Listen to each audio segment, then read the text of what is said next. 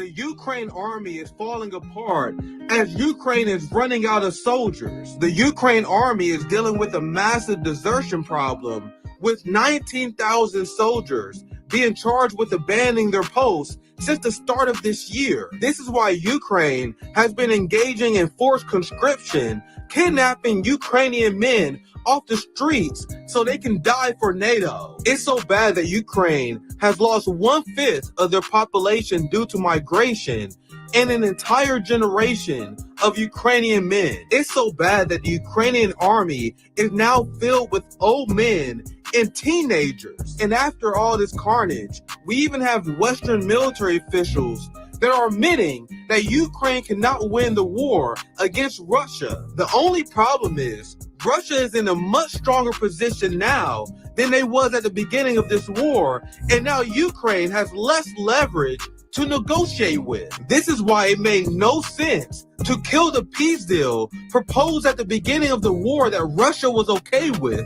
that would have left Ukraine at a much more advantageous position than they are right now. And after years of denial, we finally have Victoria Nuland and other Western officials openly admitting that they tanked a peace deal that would have saved countless Ukrainian lives. First told by former Israeli Prime Minister Naftali Bennett that both sides were really close to the end, to the successful end of the negotiations, and then Prime Minister Boris Johnson interfered and stopped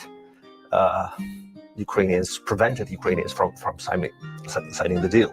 And then Ukrainian Representative Arahami kind of confirmed that yes, he said in an interview that was some kind of advice from Boris Johnson to stop negotiating and to win this war militarily. And it became clear to us, clear to the Brits, clear to others, that Putin's main condition was buried in an annex to this document that they were working on. And it included limits on the precise kinds of weapon systems that Ukraine could have after the deal. And there were no similar constraints on Russia. Russia wasn't required to pull back. Russia wasn't required to have a buffer zone from the Ukrainian border, wasn't required to have the same constraints on its military facing Ukraine. And people outside Ukraine started asking questions about whether this was a good deal, and it was at that point that it fell apart. Isn't it interesting how all the people who was called Putin puppets because we wanted peace in Ukraine turned out to be the only people who cared about Ukrainians? Our ruling class knew exactly what they was doing. The goal of the military-industrial complex is not waging successful war, it's waging never-ending profitable war. Neocons openly brag about the fact that Ukraine was a great opportunity for them to test their weapons and test new battlefield innovations. Yes, the West used Ukraine as war guinea pigs. I really hope that Taiwan has their head screwed on right, because if they believe the West has their best interests at heart, then they will be burnt just like Ukraine.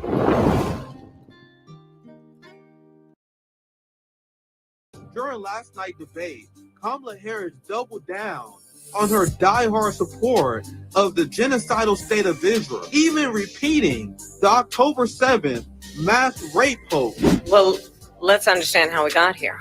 On October 7th, Hamas, a terrorist organization, slaughtered 1,200 Israelis, many of them young people who were simply attending a concert. Women were horribly raped.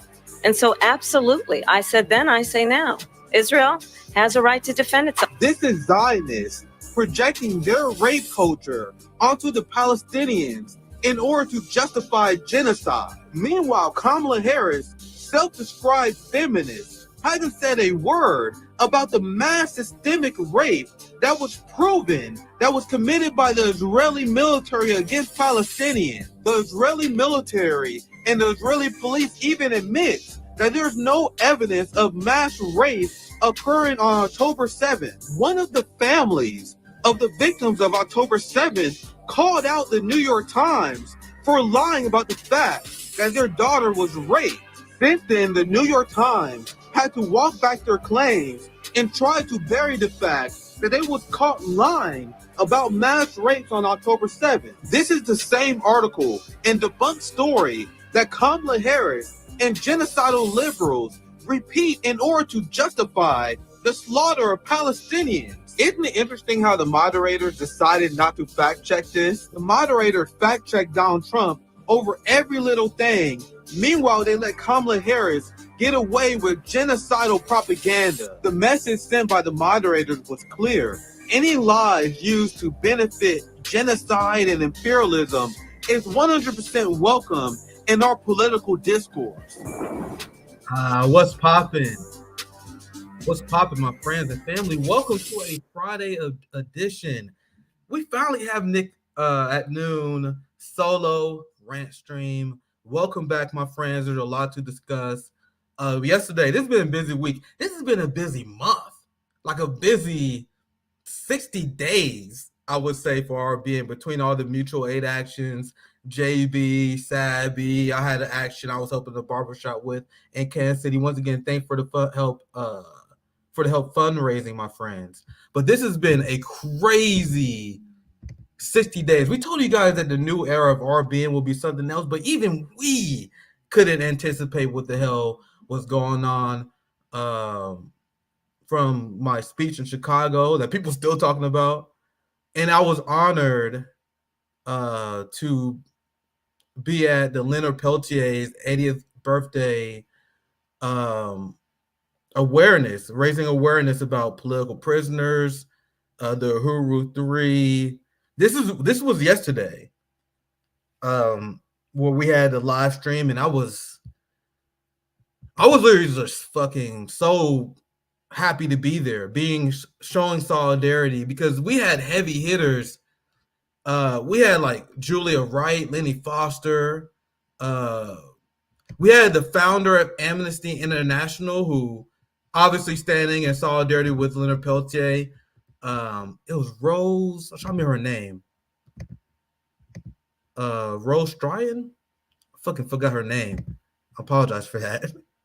But she's a legend, bro. She was the founder of Amnesty International, and Amnesty International have been in solidarity with Leonard Peltier for decades. And it's like just being in that meeting and at that live panel. It was a panel. They had a event where a lot of people showed up. It was a wild setup, man. It was wild, all the activists they have. And I know they was recording it, and I reached out to them, and I want to show you guys more than anything, more than my speech, because I think it went really well. You guys know I can give a fucking speech.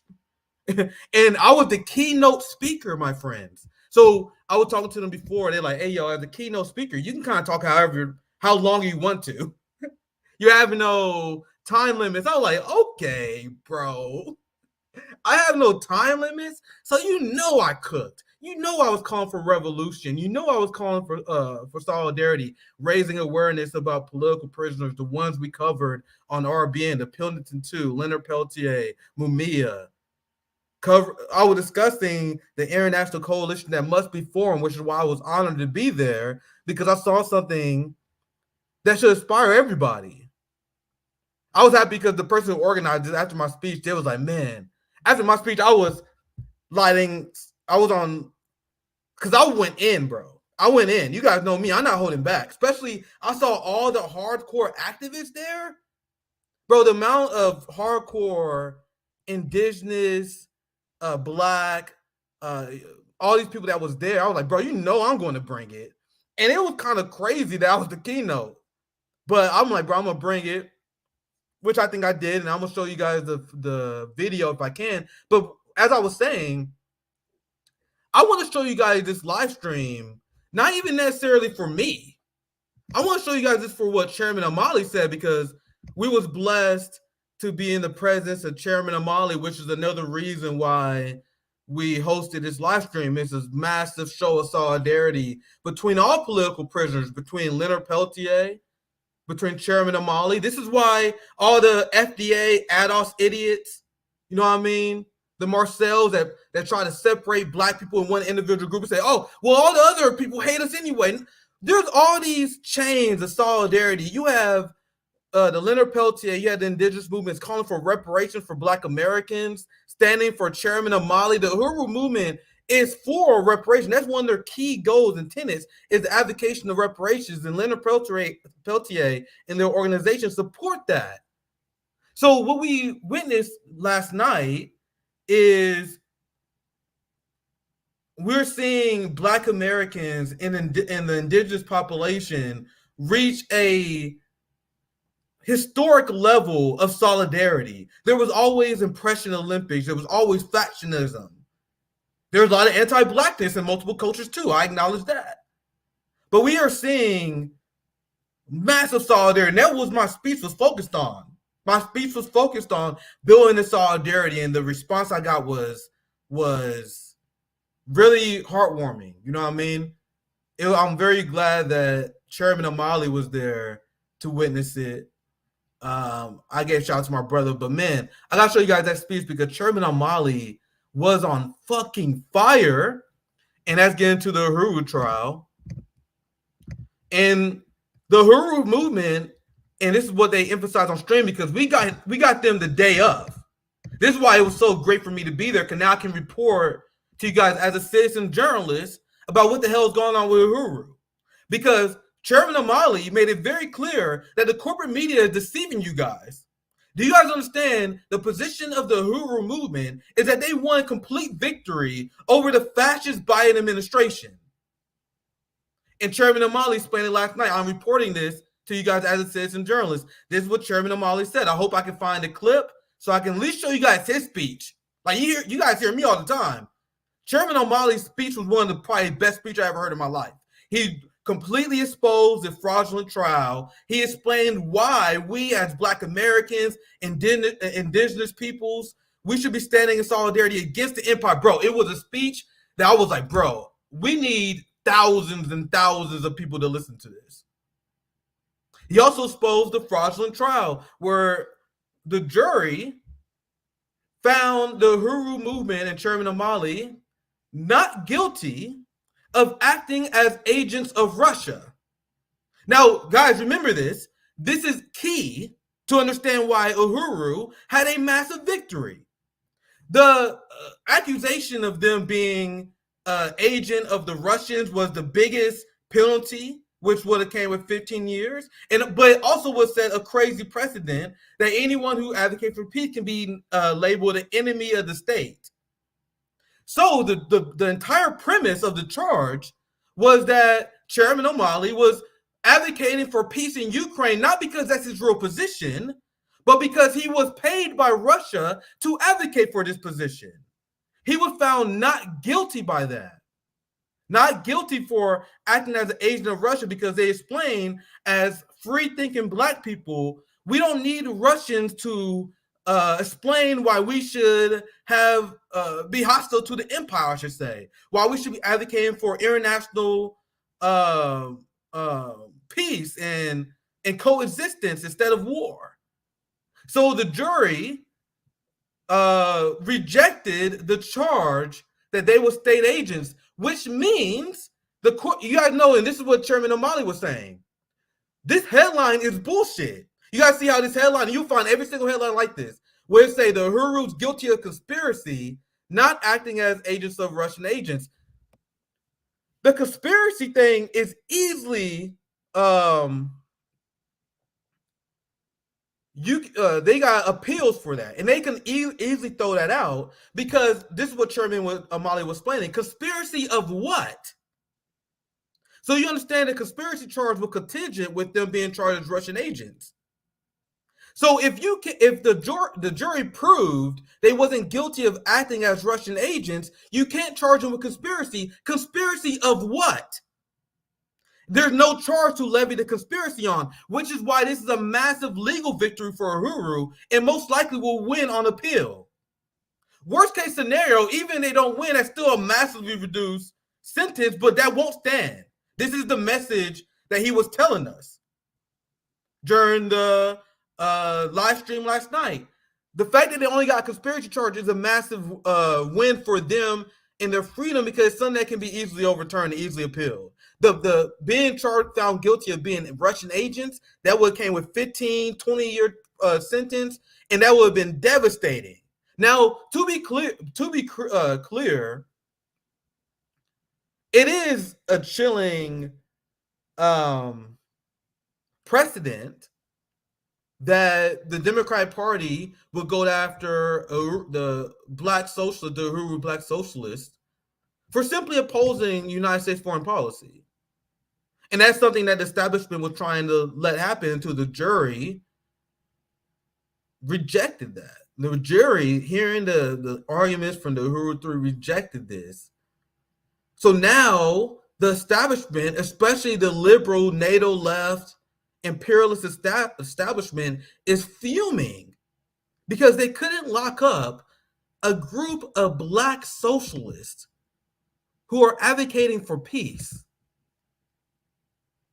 This is the party that AOC is trying to sell you as the lesser evil.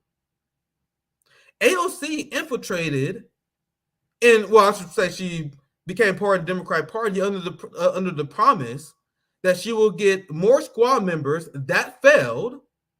She also claimed that she will shift the party to the left. What happened ever since the beginning of the Bernie Sanders project is that we got genocides, multiple cop cities being built all over the country. We have the Democratic Party openly embracing the ideology of Dick Cheney, and now they are locking up and they're attempting to lock up Black socialists for criticizing the empire. The project to shift the Democratic Party to the left has been a complete and utter failure by every stretch of the imagination. You guys understand? So there is literally no way. Not only why I won't support this party, this is a party that I actively want to lose. They're charging and going after RT journalists. There was a journalist, RT, who just had her home raided in Florida. This is happening under the Biden administration. So you goddamn right. I hope Jill Stein cost Kamala Harris the victory. We understand we can't apologize for being the quote-unquote spoilers. We are the spoilers. That's what an election is called. We want both sides to lose. If I run that leads to Kamala Harris losing, that's a direct flex of our power.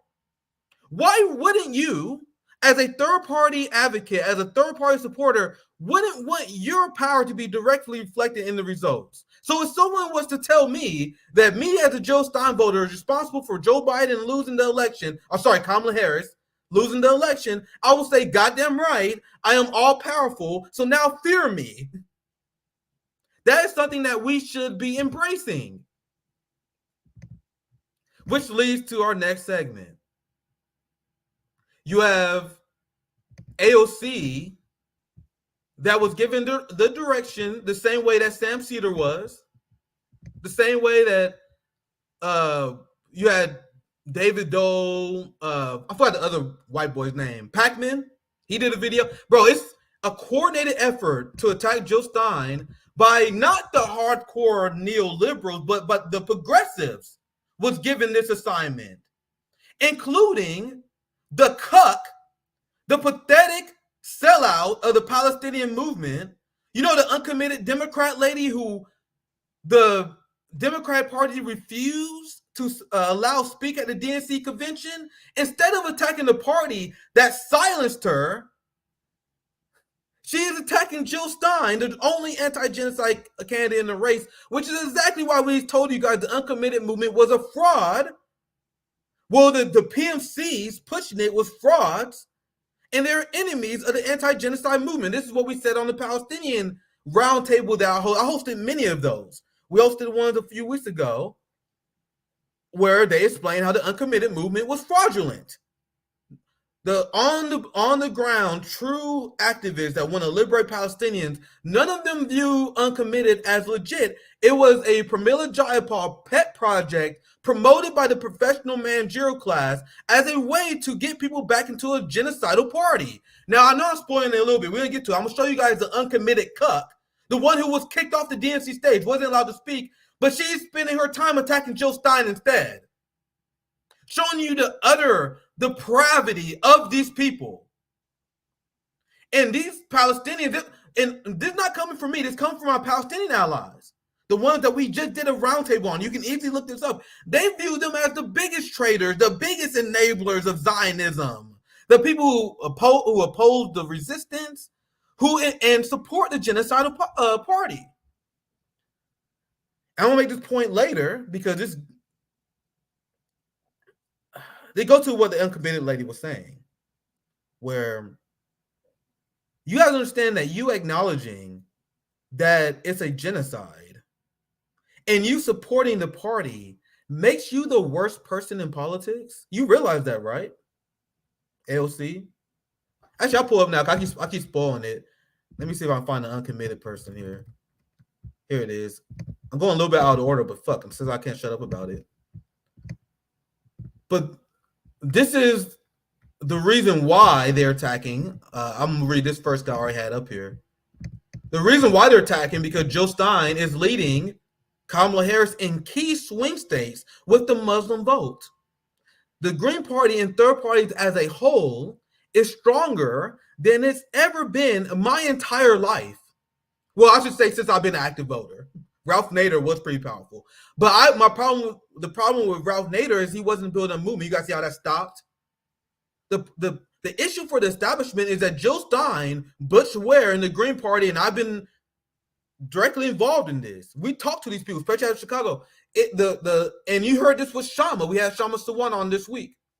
The goal is not to run to November. The goal is to build a movement, which means after the election, the shit is not over.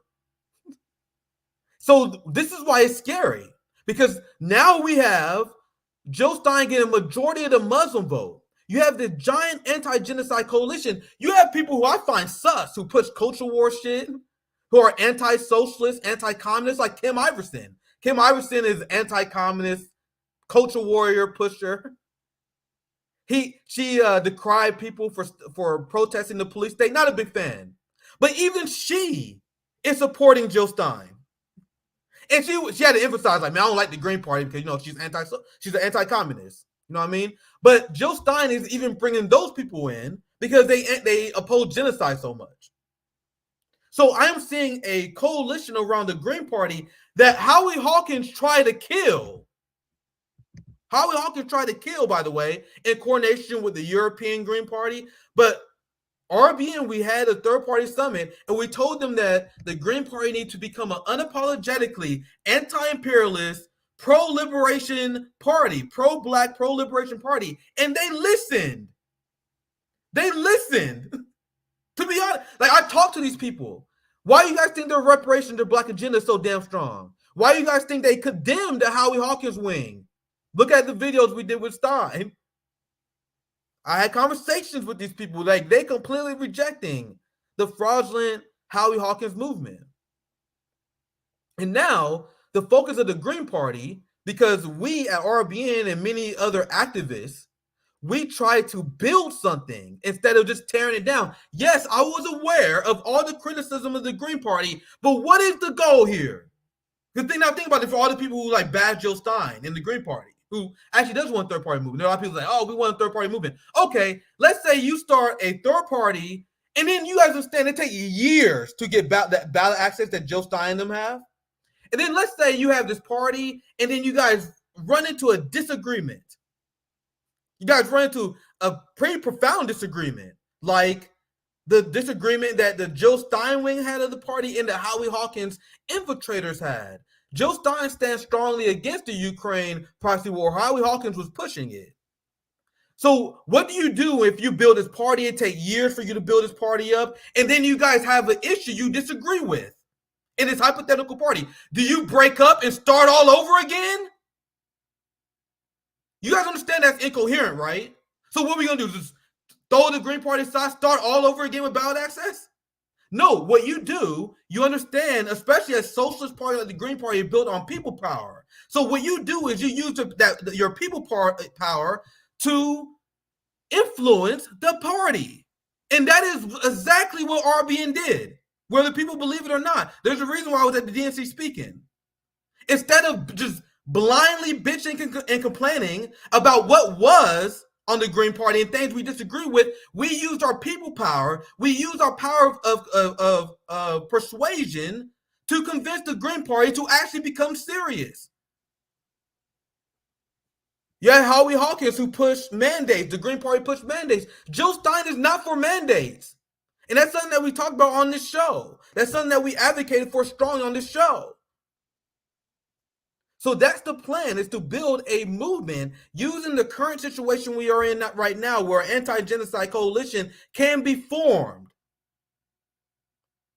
And because there are a lot of good faith actors in the Green Party, and they're in the attempt of the Democratic Party to infiltrate the Green Party with liberals like Howie Hawkins and all the NATO leftists, it's failed. And now we're building this movement that is a giant threat to the Democratic Party. You even have the Muslim American Public Affairs Council who endorsed Jill Stein. And this is on the cuff of Jill Stein surpassing Kamala Harris with the Muslim vote in swing state, on top of the young black and the peace movement that's developing. Once again, never been anything like this in the history of me being an active voter. I know Ralph Nader was crazy, but even then, because that died immediately. After the election was over, it was over. This shit's not over. Like, once the election is over, the anti-genocide movement is not going nowhere. Worker Strike Back is not going nowhere. RBN is not going nowhere. The activists I talked to in this campaign, they're not going nowhere. That's what the point of this is. Shama said this yesterday. The point of this is not to mislead workers into thinking that we can win in November. It's about building a movement that never stopped fighting. AOC and people who run in the Democratic Party, people like Marianne Williamson and people who run as Democrats, they stop fighting when the party tells them to. When you are a member of a third party or the Green Party, you run until the end, to the general election, and then you continue to build. That threat is exactly why AOC is intimidated and trying to kill the Green Party movement. Because ask yourself this question: why would when AOC try to help the Green Party? Why is she trying to undercut the Green Party? Why is it so threatening to AOC to have a thriving Green Party? For have a thriving left socialist party? Because it's a threat to the duopoly. And now you guys are going to see the panic. I'm going to show you guys the uncommitted loser, and I'm going to show you guys the AOC. You had Kamala, who only have 12% support among Muslim voters in a recent poll. Jill Stein has 40%. And you guys realize the Abandon Harris movement is just getting started, right? You guys understand the point of the Abandon Harris movement is not just to lead the Democratic Party, but to openly endorse and support the Green Party. The founder of the Abandon Biden movement was at Chicago and spoke with us. The organizing that's coming from the Muslim community in response of the college genocide the Democratic Party is supporting is nothing short of amazing. And it kind of made me sad, because this is exactly what I wanted to see among the Black community my entire life.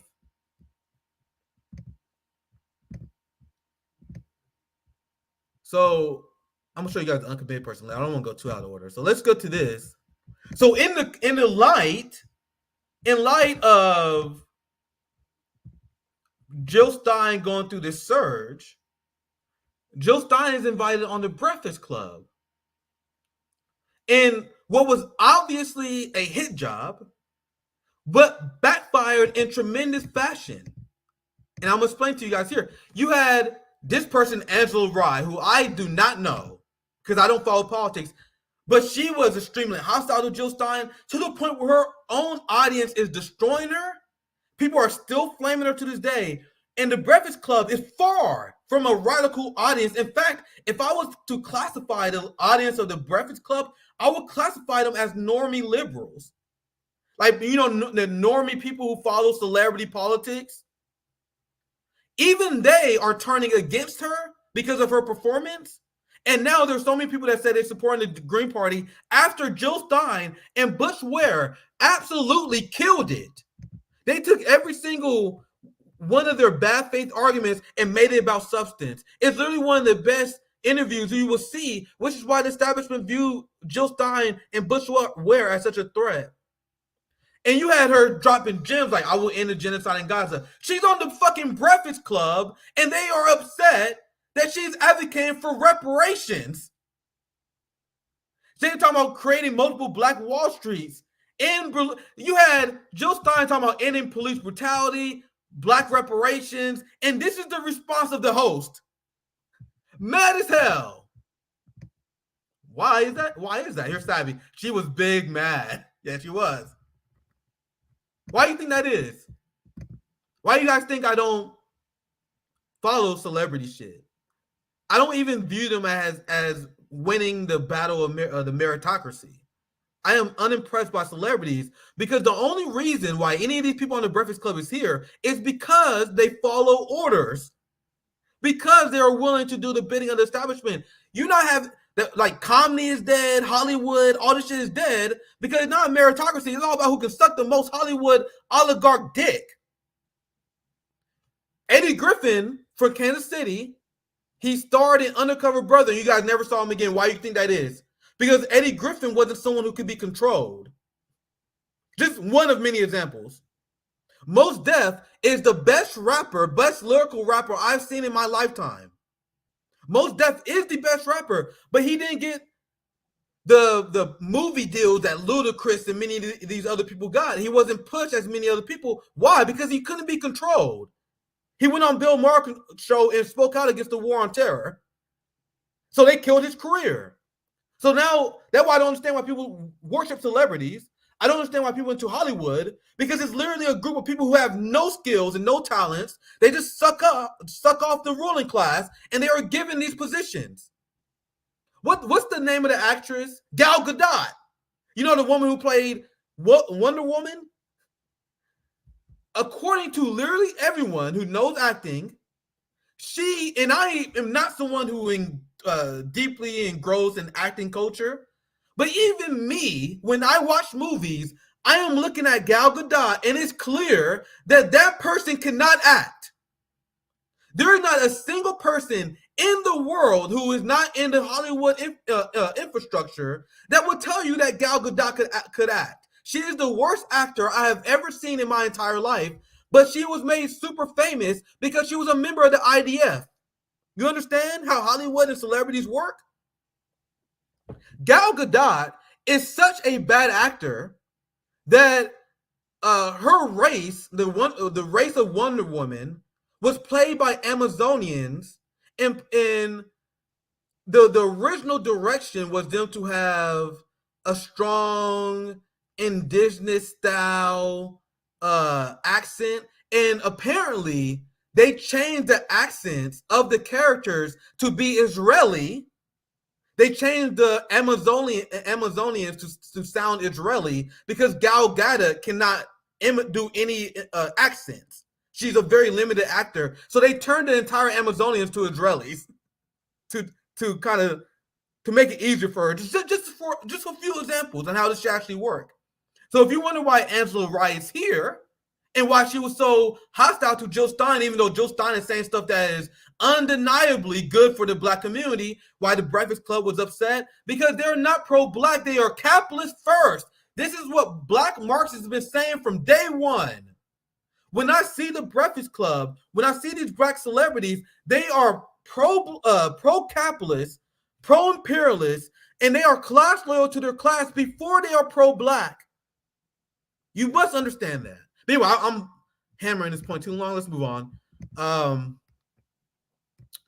going to show you guys this, and because Jill Stein, Bush Ware killed it, as always, I highly suggest you guys watch and check out the comments as well.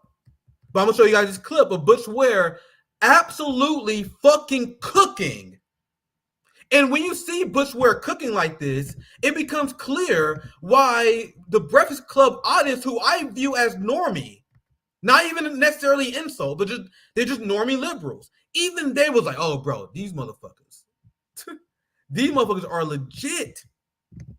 And now they got everyone in the comment section saying they will vote for them, which is why AOC came out and attacked. Trust me, we're going to get to that very soon. I'm going to show you guys why AOC was so desperate. You have a white woman teaming up with a black Muslim in order to challenge Zionism. This is what the establishment fears more than anything else, my friends. The Genocide Coalition that I'm fighting every day to help grow. The Anti-Genocide Coalition with Leonard Peltier and their organization, with indigenous movements, because last night there was a lot of talk about Gaza as well. Indigenous people stand in solidarity with Palestinians. They stand in solidarity with us. I'm standing in solidarity with them. I'm standing in solidarity with Palestinians. We are all in it together. Finally, people are realizing that everyone who's been victims of white supremacy need to stop engaging in oppression Olympics and comparing who has it the worst. Instead of comparing who has it the worst and engaging oppression Olympics, how about we team the fuck up and take out white supremacy empire? People are starting to understand this, which is why this is, you guys know I'm a revolutionary optimist. It's one hell of a time to be alive. But let's play this. I am personally offended by the way that blackness is being weaponized in this electoral cycle in order to justify white supremacist genocide in Gaza. Expound. Please. Malcolm said of Zionism, of the Zionist state, the Israeli state, he said that this is a white Jewish population, the Ashkenazi population, being given power by white imperialists to remove brown Arabs from their land. He says, so therefore Zionism is white supremacy. In 1979, Open Letter to the Born Again, James Baldwin said the same thing. He said the state of Israel was not created for the salvation of the Jews. It was created for the salvation of Western interests. When you go through Kwame Ture, Malcolm X, James Baldwin, Toni Morrison, Angela Davis, Assata Shakur, these are all people that cited the Palestinian resistance movement, not even to bring in the Africans, right? Not to mention Nelson Mandela, not to mention Thomas Sankara, who talked about Zionism as being the face of imperialism in the Middle East, right? This is what the Black radical tradition taught me. And the Black radical tradition taught me that if we weaponize our Blackness in favor of white supremacy, then we become apostates from Blackness itself, because Blackness is not a race. It is an oppositional ideology to white supremacy. I'm a historian of Africa by training. Never before in human history had people speaking hundreds of different languages made themselves into one people, developed a common culture so that you and I can relate to one another. You and I can relate to one another on the basis of a shared culture. And we got our Latin and Caribbean brothers and sisters, you know, especially Puerto Ricans and Dominicans, but also, you know, more broadly, right? They share in that culture. That is a miracle. It's never happened before in human history, because what happened is that an oppositional identity to white supremacy came into being, and that is us. And when I see that identity now being weaponized to justify the most heinous genocide in our time, like Harriet Tubman is rolling over in her grave right now. Sojourner Truth is rolling over in her grave right now. Bell Hooks is rolling over in her grave right now. Who did I miss? Do you know what I'm saying? The idea that we would weaponize something as sacred as Black womanhood and then utilize this to justify blowing up Palestinian kids.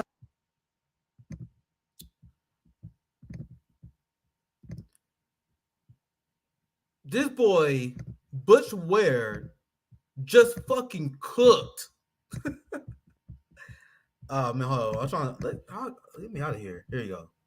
This boy Butch Ware just absolutely cooked, killing the game as always. Man, it was such a great pick. Such a great pick. Now you're gonna see why the Breakfast Club, and hopefully I don't get in trouble for this because I know they got copyright. I'm gonna show you guys some examples. Oh Jesus Christ, bro! They were getting ate alive by the comment section so badly, bro. And Butch Ware has a compilation of this, but I decided to look at it myself too. I'll zoom in too much. Look at this. This is their own audience, bro. An audience. Remember, the Breakfast Club audience is not even like programmed. They're not even coached to be third-party supporters. They're naturally coached to be pro-Democrat. It's not like this is an RBN comment section. You know what I mean? This is not an audience that is coached to be radical. They have normie liberals, normie politicians, normie celebrities all the time. This is, and I'm not trying to insult these people. It's just the reality that the Breakfast Club audience is as normie as it gets. But despite this, they are cooking the Breakfast Club host and siding with Jill Stein, calling out the disrespect and chaos. You have people in the comments like, oh my God, these think imperialism and fascism, quoting them, talking about how it was a gem.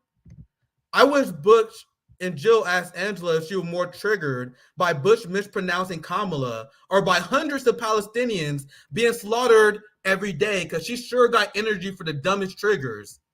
Look, I was voting Trump, and now I'm voting Jill Stein. Oh, Jesus Christ.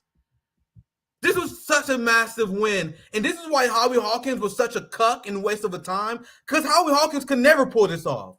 Howie Hawkins did not have a unifying winning message. He was like, oh, yeah, the Democrats is bad, but they're not bad Republicans. Fuck off. Pushing Russia. Jill Stein is a threat. Bush is a threat because they are assassins to the neoliberal agenda. Well, let me continue these comments because I was about to show you guys what Bush posted, but I think it's better to go on. I'm gonna just read it raw. Fuck it. Let's just get real-time reactions. Thank you for having them on and giving third-party candidates a platform. People want this, but the corporate media don't give people this.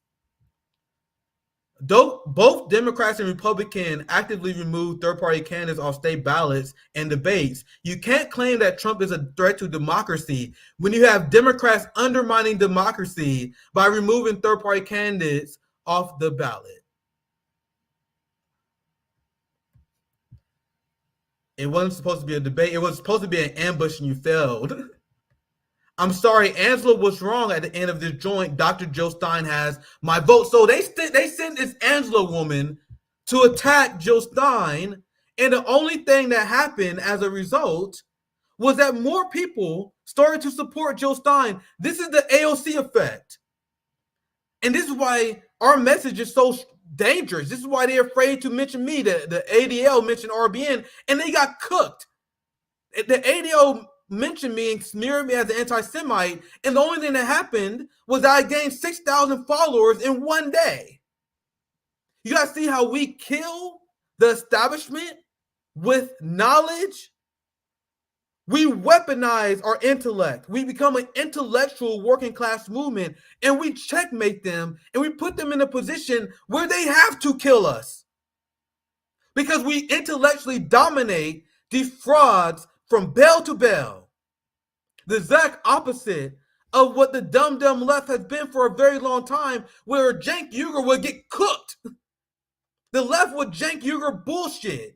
You got Emma Vigeland. You had Namiki Kantz. Namiki Kantz used to go on Fox News and used to get cooked all the time, because that's why those popped up, because they need a dumb, ineffective left. Well, I am advocating for RBN, what the Green Party, what Bush with Joe Stein, what we are doing right now with this movement, is we want to intellectually equip the working class, the lights that it's never been in America. We want to make the working class, we want the left to intellectually dominate the professional managerial class. Look at all the fucking doctorates that are revoked. That's more than a joke. We should be out here revoking doctorate degrees. The professional managerial class degrees are trash. It means nothing. You're just being brainwashed by propaganda. And we must believe this, because I do in my heart and my soul. And we will intellectually dominate the agents of the capitalist class. Look, hold on. I think I rock with Jill Stein. Look, these are not people who are radical. You can tell by the tone of the comments. Hold on. I think I rock with Jill Stein. See, they don't even know. You guys see how devastating this is? This is not RBN audience. Ordinary people went on the Breakfast Club. Ordinary people who watched the Breakfast Club walked out now supporting a radical eco-socialist pro-peace party. This is so glorious, man. After watching this entire interview, Angela's insistence on getting offended by the white supremacy comment makes no sense to me. I don't know what they referenced. I didn't see the whole interview. If you're directly repeating the talking points and bolstering the talking points of them, then what are you? Oh, Jesus Christ, cook her ass, Chris Johnson. Angela's disrespectful and demanding attitude made me cut this shit off. These black women on the panel was nothing short of insufferable. Now I'm kind of summing up. Bro, it's literally endless, guys. I'm voting for Jill Stein because she supports an agenda that speaks to me. Angela is not the voice of black people. Angela was so disrespectful. This was the most insufferable podcast ever.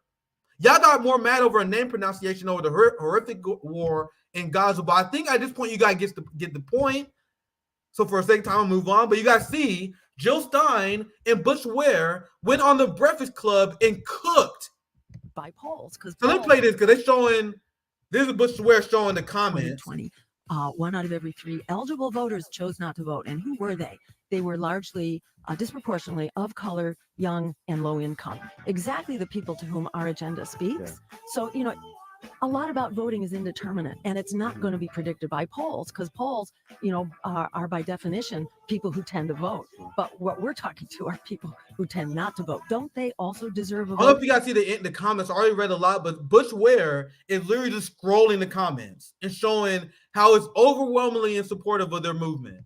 And let me also cite the statistics that show the numbers are off the charts right now in terms of people who want other options. This is sampled every year by Gallup and also by Pew. But Gallup shows that the numbers now are 63% who are saying that the two parties are doing such a bad job of serving the public interest that 63% say we need another option. We need another major party. So it's like amidst all this indeterminate stuff, and you're absolutely right, you can't predict a lot of this.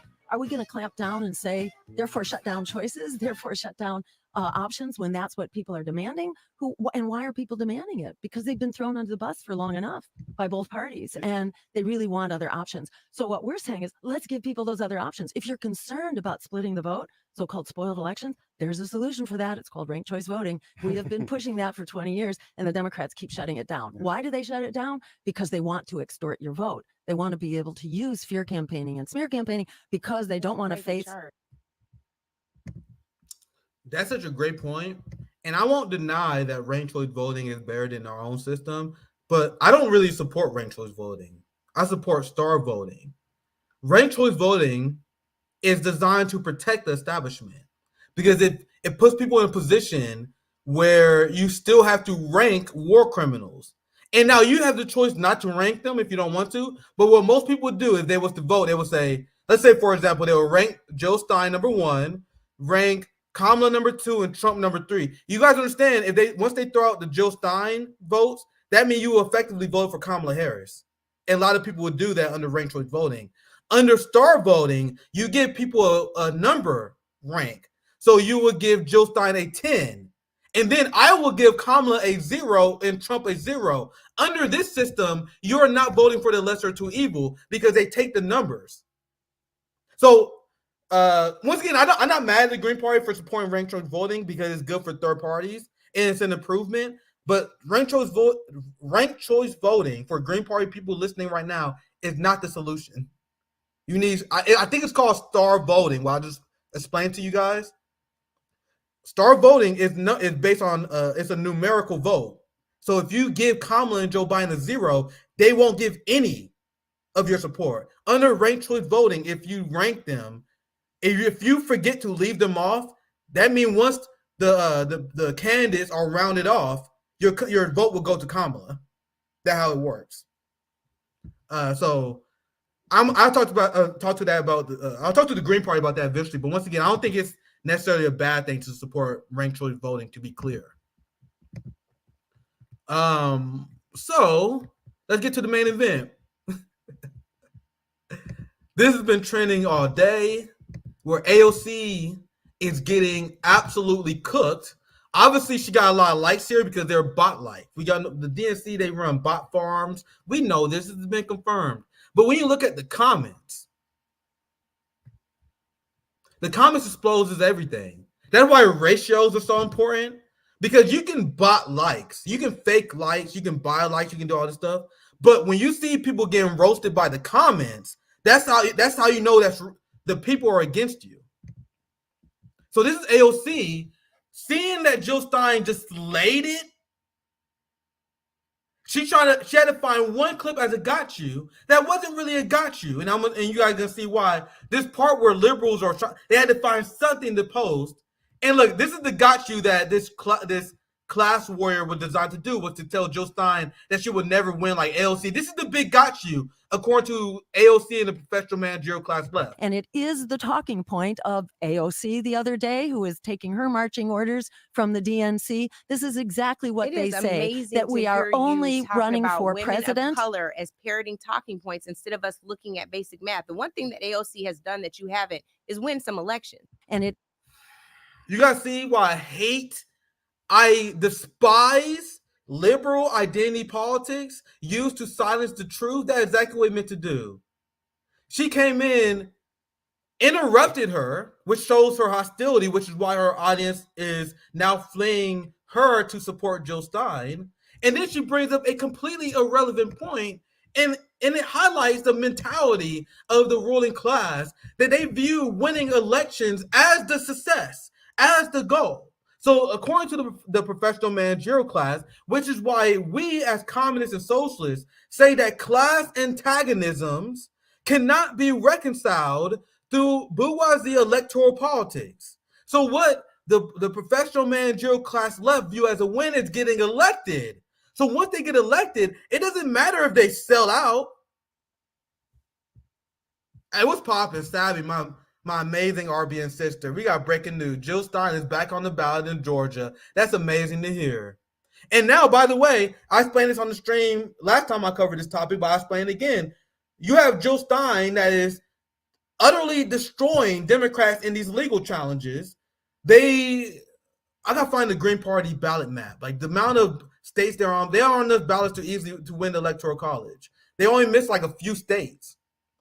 So people like AOC and the progressives, they was hoping that the Democratic Party was successful in their legal challenges and kicking Jill Stein off the ballot. Why do you guys think AOC hasn't said anything about Jill Stein until now? Because what AOC, Sam Cedar, and all these people who are attacking Jill Stein from the fraudulent progressive left, they was waiting to see if she was kicked off the ballot in swing states. Now that Jill Stein is winning, now AOC and the progressives come out attacking Jill Stein. What does that say? That says the party that claims they want to protect and save democracy, even the most progressive among them, was relying on Democratic Party fascism to defeat Jill Stein. And boy, they are taking nails. Now let's get back to AOC, because you guys seen the clip. And here's AOC pretending like she did literally anything. Nobody needs talking points to know Jill Stein hasn't won so much as a bingo game in the last decade. And if you actually give a damn about people, you organize, build power and infrastructure, and you win. So I did a hotspot video. We explained before how AOC knowingly lied about the fact that the Green Party don't run down ballot candidates because she used to organize among them. And we had a big "this you" moment. So she was caught lying about that. And she's still lying about this to this day. Now, I covered how Jill Stein won the endorsement of multiple Muslim organizations. So doesn't that data point alone prove that AOC is lying about the fact that we are now organizing and building power and infrastructure? But I feel like it's actually an insult for me to even argue on this in terms of merit, because who the fuck is AOC? Because I was clapping AOC ass all day. You're not going to ratio AOC because she's supported by bots. But when I'm getting thousands and thousands of likes every time I'm going after you, AOC, you're getting dismantled. 10,000 likes here. Well, I just simply say, hey, AOC, is this you? AOC, the one who is talking about building power? Hey, AOC, is this you, homie? You know that study that showed that AOC was among the most ineffective lawmakers?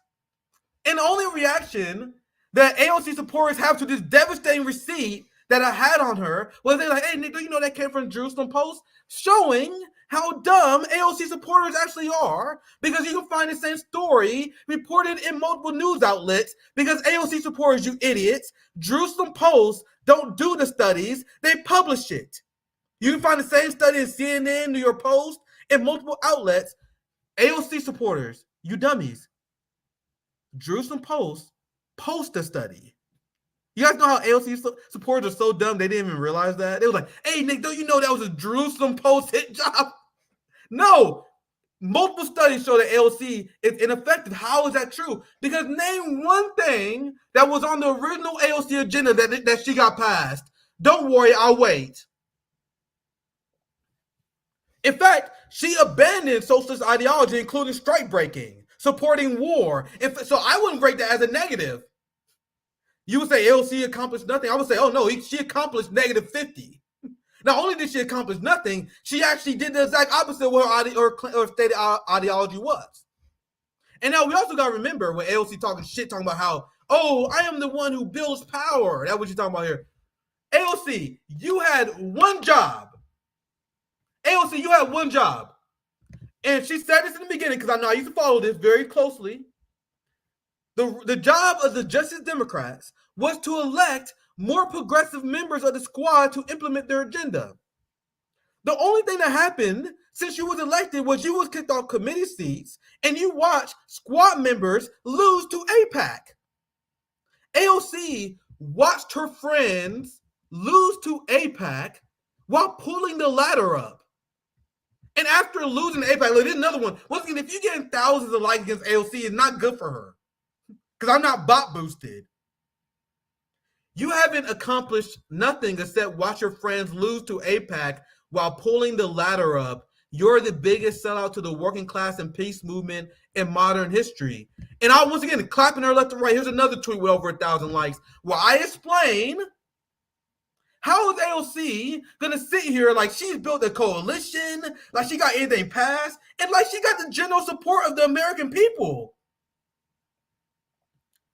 AOC is less popular. She is more unpopular than Hillary Clinton. Let me repeat that. If it didn't drive home for you, you guys realize that AOC is more unpopular than Hillary Clinton. How do you run on popular policies like Medicare for All? She pretends to support popular policy. So you pretend to support Medicare for All. You support student loan cancellation, increased minimum wage. All these things are vastly supported by the American people. You support policies that are supported by the American people, but the people hate you? How is that possible? How is that possible unless you're the worst politician known to man? Now, if you look at Pelosi, if you look at Chuck Schumer and a lot of these neoliberals, they are there because they support a neoliberal agenda. People don't like them because of their policy. AOC, you support shit that people like, and they still don't like your ass. What does that say about your ability to organize? What does it say about the political instincts of AOC that AOC was one of the many people that was advocating that Biden stayed in the race? No matter how we feel about Kamala, it's undeniable that Kamala is a better candidate and shot for Democrats to win than broken brain Joe Biden. But do you guys remember AOC was one of the people who was advocating that Joe Biden stayed in the race? How is it possible that your political instincts are that fucking trash?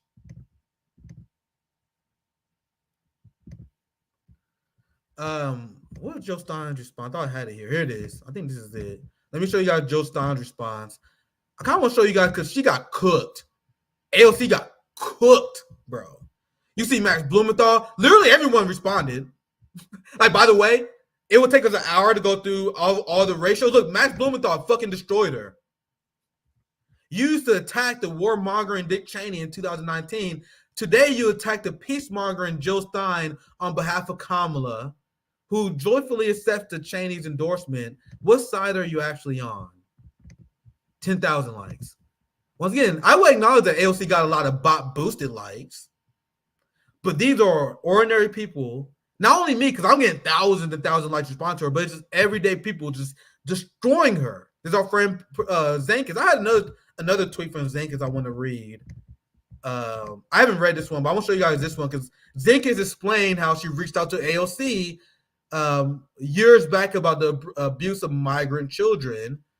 AOC pretended to care about that when the Republican was in charge. But when Zankis, who actually worked in abuse of children and trauma, she reached out to AOC, and her staff essentially told Zankis that wasn't an issue that they was focused on right now. Now do you guys see why social democracy is the moderate wing of fascism? Why they enable the right-wing shift to the Democratic Party? Because these people are only immigration activists. They're only peace activists. They only care when the Republicans are in charge. But once you elect their leader, not only do they fail to push them left, they enable their shift to the right. So I can go through this tweet all day. I'm already an hour in, so I'm already going longer than I planned. So let's go through this a little bit faster. Here, Dr. Stein. What's the value of Democrats winning if you won't fight for raising the minimum wage, Medicare for all, a Green New Deal, or any other policy you took from the Green Party, which is true, and instead end up supporting fracking, caging kids, and genocide? And just like, this is the tweet, I didn't have it up. AOC, what's the carbon emissions of the Ukraine proxy war that you support? You guys support the Nord Stream pipeline bomber. Sabby told me to check my DMs. Let's see. Let me see what this news is. But as I looked what Sabby talking about, think about the messaging that is coming from AOC here, where it's all about just winning elections. And this is the criticism that came from Sam Cedar and all the professional managerial class left. The professional managerial class left is making this argument en masse right now. They're making this argument where they are critical of the Green Party and they hate the Green Party. They are distrustful of the Green Party, not because of their policy proposals, but because they don't win elections. And AOC, despite literally turning against her views and actually accomplishing nothing, she views herself as a net positive for the movement. Why? Simply because she won an election. So what the Social Democrats do is that they tie their morality to winning elections. Imagine how intellectually and morally bankrupt that you must be to tie morality with your ability to win elections. That is the professional of the profession. That is the position of the professional managerial class. They view winning the election and selling out the people as a victory. Which is why, as a Marxist and a socialist, we must build our own socialist third parties. If you was in Chicago listening to the speech that me and Dr. Joe Stein gave at the DNC, at our DNC protest, Dr. Joe Stein called for the abolition of capitalism. During her speech, look it up. I have witnessed, and maybe I'm wrong, maybe I'm mischaracterizing Dr. Stein. If I am, I apologize. But for what I am seeing, Dr. Jill Stein shifted to the left over the last year or two. She always was a socialist, always was to the left. But I am witnessing her shifting further to the left.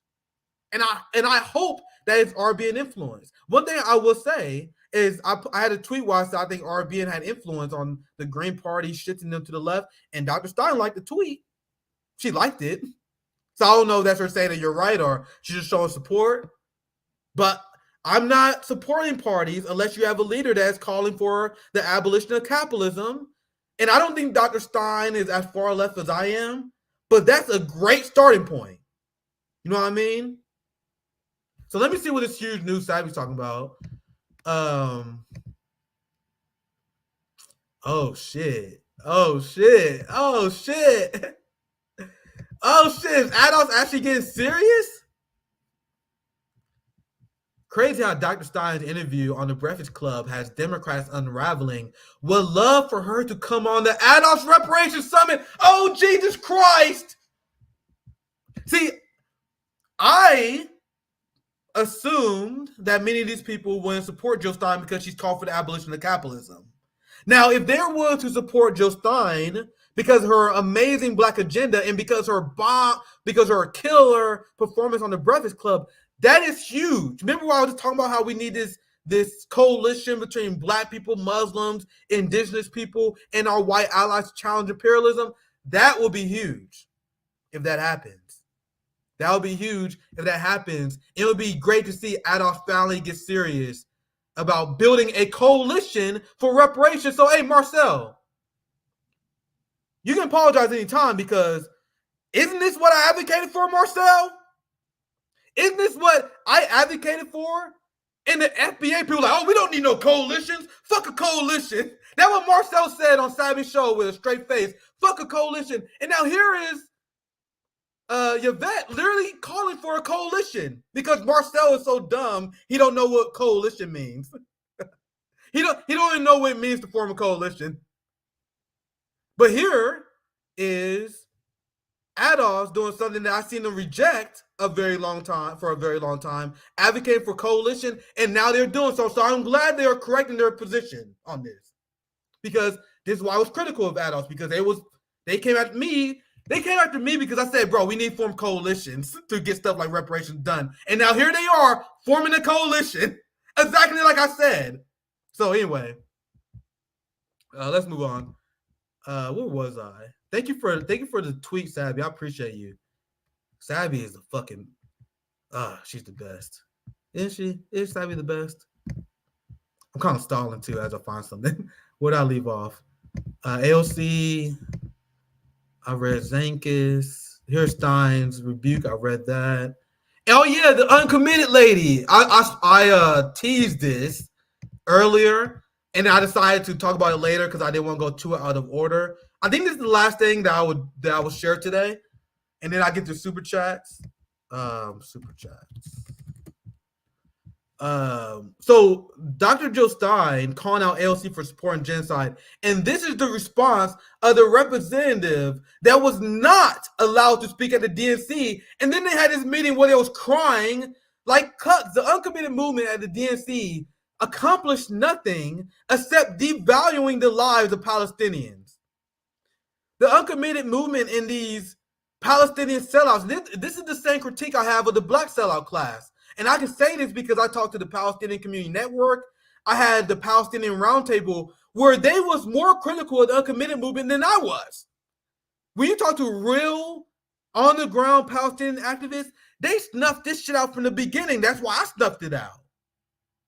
And they view these people as agents of devaluing Palestinian lives. So after they refuse to platform you as a broadcast pro-genocide Palestinian propaganda, you want a speaking slot to essentially reaffirm your support for genocide? Because if you read her speech, it was embarrassing. It was her saying, oh my God, we want to support you.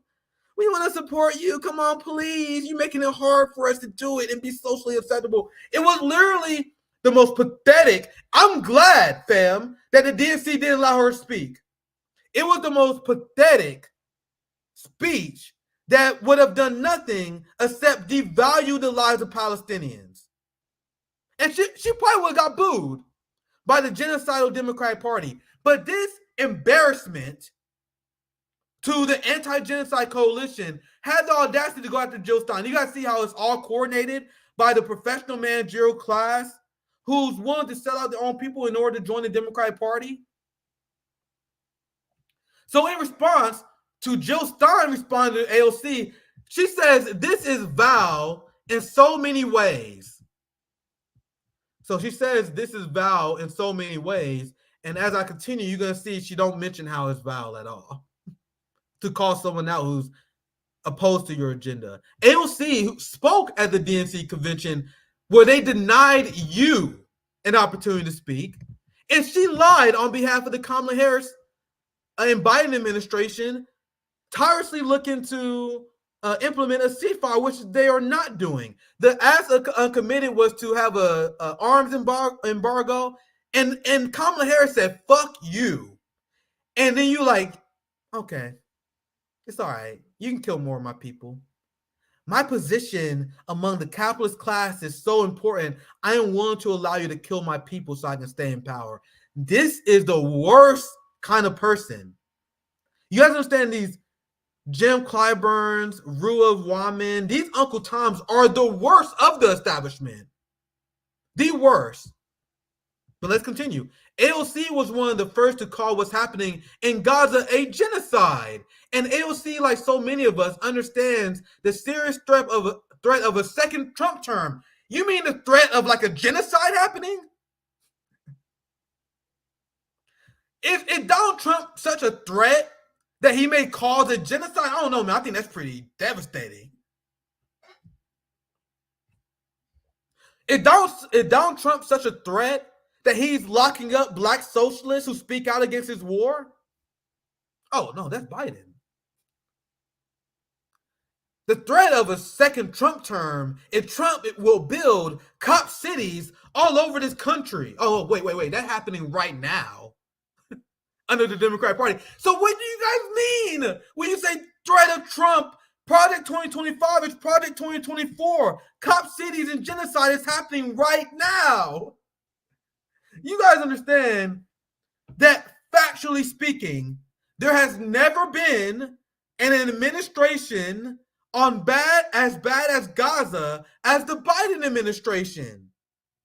I repeat, you guys know that there's never in the history of the United States ever been an administration as bad on Gaza than the Biden administration, because they enabled the slaughter of 250,000 Palestinians, according to a recent study. I think that was one of the medical doctors that we showed that said that count was like 250,000. So there's 1948 and there's today.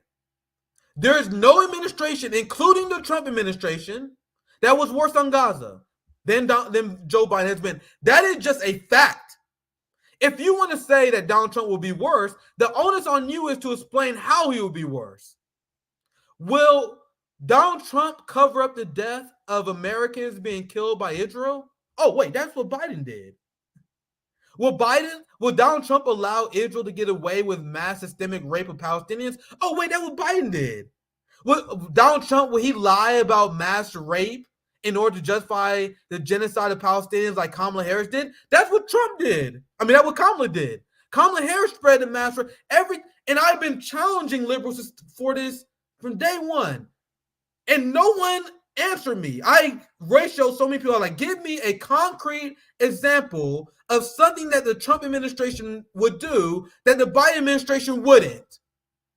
You guys understand that when approached by the mass systemic rape that Israel was committing against Palestinians, when a Palestinian man was raped to death by a hot metal rod, the worst kind of sexual torture, this was brought to the attention of the Biden administration. And you want to know what John Kirby? It was either John Kirby or Anthony Blinken. I forgot which one, to be honest. But you want to know what their response was to that? Their response to mass systemic rape of Palestinians was, we will allow Israel to investigate themselves.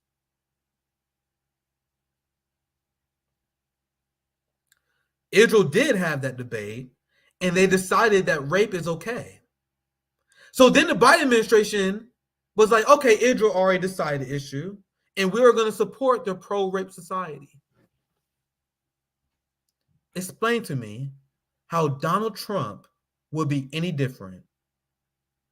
You have Biden that is enabling terrorism in the West Bank. The Biden administration did an investigation into the terrorist units that killed the elder Palestinian men and was launching attacks in the West Bank.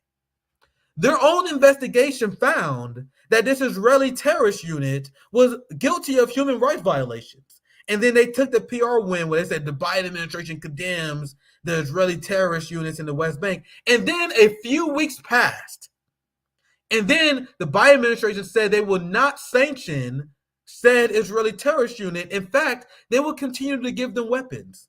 So we have the Biden administration and Kamala Harris that is knowingly arming an Israeli terrorist unit that they did an investigation and confirmed was committing human rights violation, which is direct violation of international law and Leahy's law of the United States. So how would Trump be worse?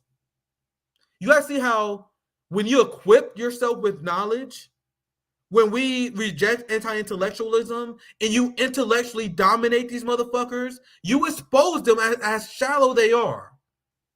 None of these people will be able to explain to me how Trump will be worse because Biden has been the worst that we ever seen. Now, to her point, obviously what you said is factually wrong. Well, not factually wrong, it's highly misleading. Because AOC, saying AOC was one of the first to call what happening in Gaza a genocide is so misleading because it took her months. It wasn't until like February.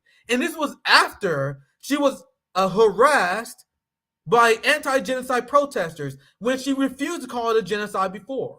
So then it was either January or February, she finally came out and said, I believe what Biden is doing is a genocide. Okay.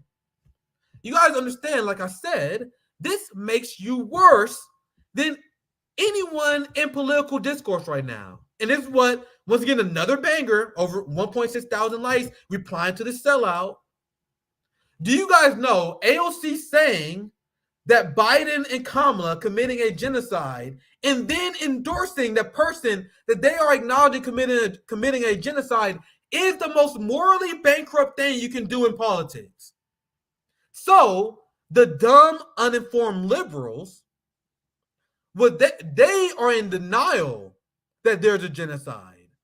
There are a lot of people who are still repeating the genocide denial 40,000 number. They say that it's Hamas using human shields. They use all these disgusting excuses, but mentally they rationalize their support behind the Democratic Party behind the fact that they don't legitimately believe they're supporting genocide. That is the average shit-lib normie Democrat. Meanwhile, people like AOC acknowledges that there's a genocide, but still supports it. That makes you worse than anybody in political discourse. And the fact that these POC people don't know this, what does that say? They view morality not based on whether you support a genocide or not whether you give material support and you use your power to support genociders. That is not what they view as immoral. They view winning elections as moral. That's it. That's it. This Palestinian traitor to her people, she's okay with the genocidal Democratic Party because they win. They hate Joe Stein and the Green Party because they don't win enough.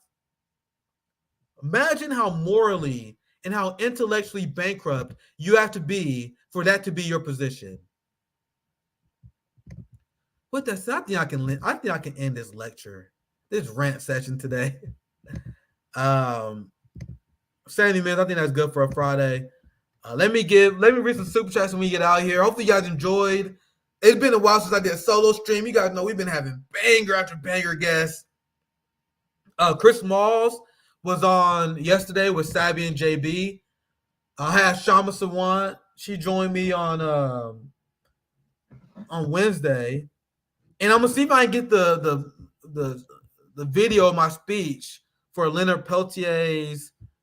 Actually, I'll have that up because I wonder what I was gonna show in background as I read some super chats. I'll put that up. This is what I did yesterday. It was honored being in solidarity with Leonard Peltier. I had Shaman, Savvy and JB had Chris Smalls on as well. Now I had so many guests, man. It's like, fuck.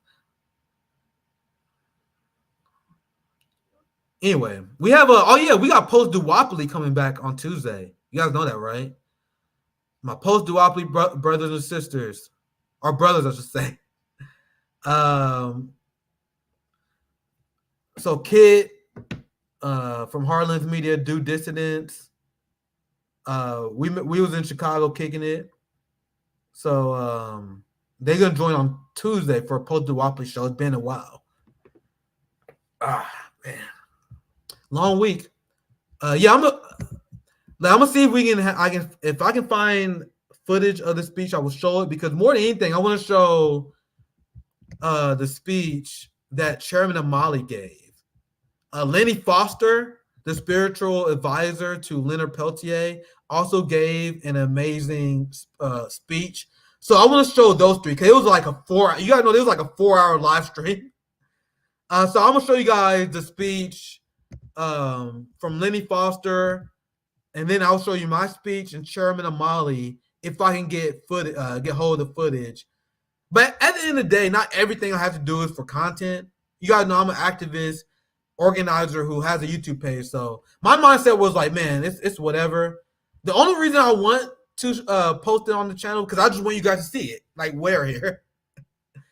It's like I just want you guys to see what I said. I just want to show you guys a speech. But at the end of the day, not every action we have to do has to be for content. You know what I mean?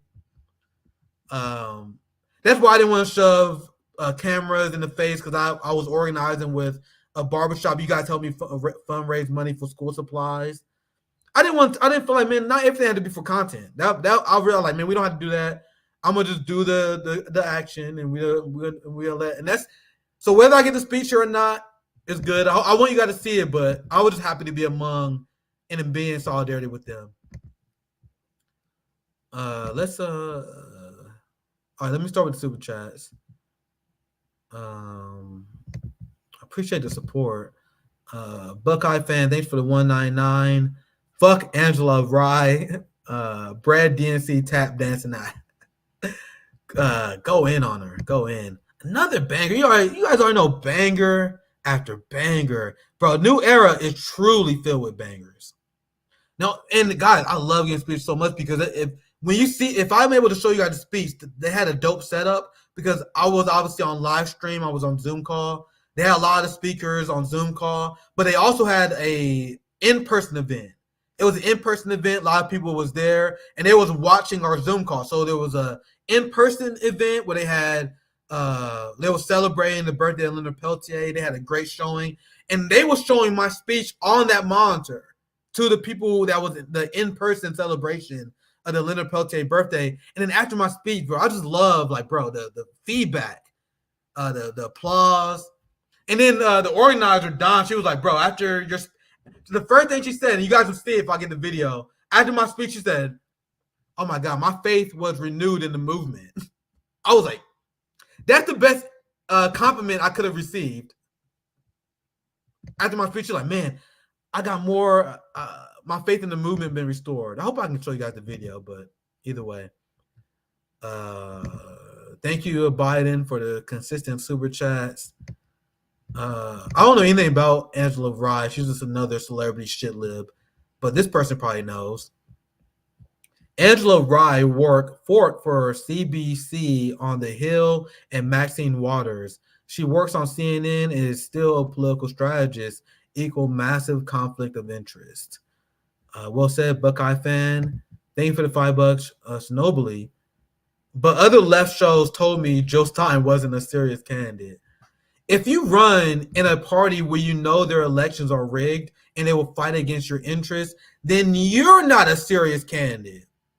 If you're planning to fight the establishment, but you're willing to give up when they tell you to, which is essentially the end of the primary, when you run as a Democrat, when the primary is over, they tell you to shut the fuck up and fall in line, or you will get sued because it's in the contract. So you're not serious if you run in the duopoly. You're only serious as a socialist and anti-war organizer if you're running outside of the duopoly. And I gotta say that because if you're a capitalist, to be honest, shit, you probably do want to pick one of the capitalist parties.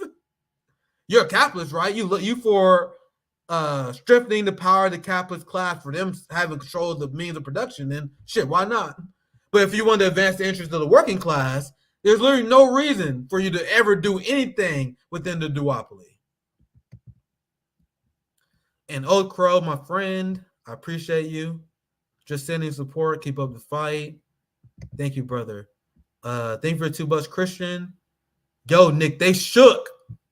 Bro, I was on fire last night. That was one of the things I said. I was like, bro, the fact that they sent AOC after Jill Stein again, after seeing how badly it went, after seeing all the publicity Jill Stein got, they went after her again. Do you guys know how fucking terrible those internal polls must be for them to send AOC after Jill Stein again immediately after the Breakfast Club interview? Keep on waiting, Nick, until retirement for AOC. Thank you for super chat. Not sure what you mean there, but thank you for super chats. Keep on waiting, Nick, until retirement for AOC. Not sure what you mean, but I appreciate the super chat. Thank you, Andrea, for the $10. Jill and Butch took Mean Girl Angela Ray down. Yeah, bro, it was a terrible look. I was talking to Sabby before, and she was telling me, like, bro, the Breakfast Club audience is going after her after that interview. And that's shocking to hear. You love to hear it, though. Georgia voter here. If Jill is on the ballot, I will vote. Had to write her in here in 2016 because they denied her access despite getting the signatures. Man, this anti-genocide coalition is growing strong, brother. As I said earlier, we have a Jewish white woman running with a black Muslim challenging Zionism. Just fucking perfect. Just perfect.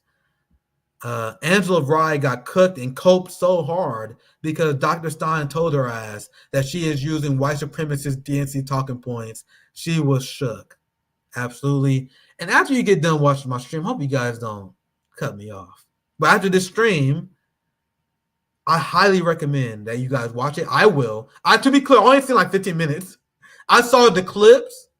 I seen a lot of the big clips, but I still got finished the rest of the interview because from what I've seen, it was a complete and utter masterclass in terms of destroying the liberal agenda. Oh, we found a dumbass. Look, this is one of the people we were talking about. Remember we were just talking about this? Look, these are the AOC fans are in shambles. You know, we got a big audience on X. We got like fucking 1,200 people watching on X right now. We bigger on X than we on YouTube. This is the kind of dummy, and this is the AOC dummies who don't realize that Jerusalem Post published the study. Corporate media published the story, and if you Google AOC most effective, look, I'm gonna show you guys, and I'm gonna reveal how dumb you guys are. For the people who are saying this, for the AOC fans saying this, if you Google AOC most effective, I picked Jerusalem Post because they were the first choice in the Google algorithm. But it was reported in multiple news organizations. You see how multiple news organizations are reporting the study? Because the news organizations publish the report on the study. They don't sanction the study. The amount of dumb AOC supporters on Twitter who don't know this is astounding. Thank you, Nick, for showing my audience an example of what I was talking about. The people who support AOC are the dumbest people in politics. Thank you. You guys don't even know that media organizations aren't the ones running the studies. They are the ones who report on the studies. Great job. Thank you. Thank you for $5, Dominic. If the shit libs are so afraid of Dr. Stein's electoral power, maybe they should be nicer to her. They never try that approach. Well said. Last super chat that I see. Thank you for the 1999 rebirth of cool. You may not want to do things for content, but you need to help us help you provide the propaganda this movement requires. Absolutely well said. That's why we brag about. I told you guys we brag about our mutual aid. People are like, Nick, you such a fucking braggadocious motherfucker. I'm like, yeah, we brag about our mutual aid to influence people to do it. What is the benefit of having humble activists? Us, Rome bragging about what he's done, us bragging about what we have done, only influence people to do more. So that's a net positive. And we talk about this in me. That's exactly why we do it. So I would try to post a speech, and that's why we always post and try to air what we're doing because we want people to be inspired by that as well. And if you don't like me because I'm too arrogant, I take that over because I think it's been worth the amount of people who told me that they was inspired because of RBN. That alone made my mission worth it. You know what I mean? But anyway, I think I got through all the super chats. I'm gonna give a big shout out. When is my hotspot? I have a hotspot video coming out. I think my editor is still working on it. We're doing a video on Venezuela. You have the United States that are pushing more sanctions on Venezuela because they are upset they didn't get the election results they wanted. So that hotspot video should be coming out later today. So I had hotspot today, live stream today, had a 4-hour live stream I did with Leonard Peltier yesterday, hotspot yesterday, 2 live streams before that. This has been a long week. I hope you guys enjoyed this week of RBN, which I think I had a great time this week, man. Hope you guys enjoyed it. Please support the channel and Patreon if you support my citizen journalism, the activism done at RBN. I have the Patreon link in the description, and I know you guys are working class, so even like $2 or $3 support, that's all we ask for usually. Unless you're a class trader, we welcome them too. But that's how you support our work. Patreon is the best way, but you can always hit me up if you're out of the way. But that's the best way. Either way, have a good weekend, guys. I will see you on Monday. Wait, hold up. Sorry, Tuesday, post-duopoly show. If I do a show on Monday, it'll probably be a solo stream. But I'll keep you guys updated. Have a good one, guys.